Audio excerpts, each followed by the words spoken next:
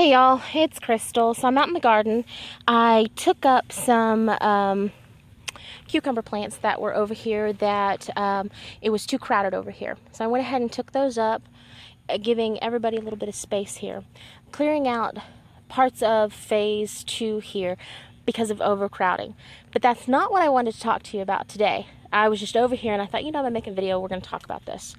I've gotten a lot of questions. What method of gardening are you using? Well, this is called the Ruth Stout method. Ruth Stout was born in the late 1800s, 1884, I believe. And she literally wrote the book on deep mulch methods. And her philosophy, just in a nutshell, and this is kind of the trick here. So if you want to grab a pen and paper, go ahead and pause this video, grab a pen and paper, and I'll give you all the notes you need. Go ahead, I'll wait. Got it? Okay, I was just teasing about grabbing the notebook, pad and paper, because you should be able to remember this.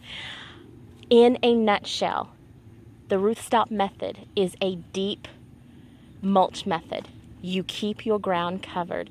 You keep it covered with about 8 inches thick of mulch. She didn't care if you used hay. She didn't care if you used wood chips, sawdust, now I'm at a loss for words here. Grass clippings, leaves, it didn't matter. Her preferred was spoiled hay. But she said, hey, wherever you can get your hands on, keep it on the ground, keep your ground covered. You will not have to worry about as many weeds. I have found that this takes care of about 95% of the weed problem. Here, I pulled up these cucumbers earlier, and there's no weeds over here. I mean, oh, I found some. There's some right there. Other than that, there's no weeds over here. And this is actually, this was out here about 8 inches thick when I first planted these. And it's now maybe about, I don't know, 1/4 inch, 1/2 inch thick in some places. So now that they're up, I'm going to go ahead and I've already started over there when I had the bright idea to record this and talk to y'all about that. I'm going to cover it up with some more hay and keep those weeds smothered out.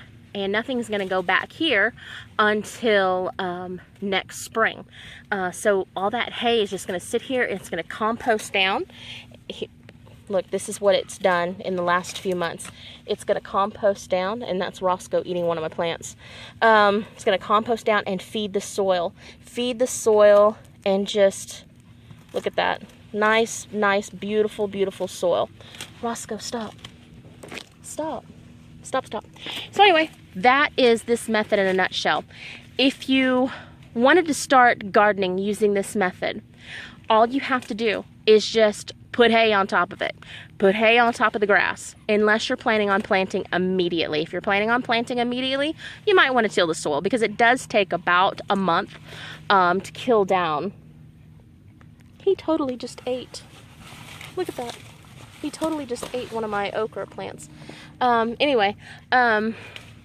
So it's going to take about a month for it to compost down and kill everything underneath. So I say, if you're going to plant within the next 2 weeks, go ahead and till the soil up. And then put your hay on top of it. Move the hay out of the way. Plant your seeds in the dirt. In the dirt. Not in the hay. In the dirt. No hay, in the dirt. Plant your seeds in the dirt. Put your hay right up around the base of the plants, but you don't want to cover the base of the plants, because the hay will do the same thing to your nice plants as it will to the grass that you're trying to kill out. That's it. That's the method. It could not be any simpler. Add hay. Add hay, add mulch, add wood chips, whatever works for your area. I have used wood chips in the past, didn't have a lot of success with it, so I switched. I worked it for about 3 years, had lots and lots of weeds, but not a lot of yield on my plants. This year, using hay, I've had tons of yield. So I couldn't be any happier, and I just thought I'd share that with you.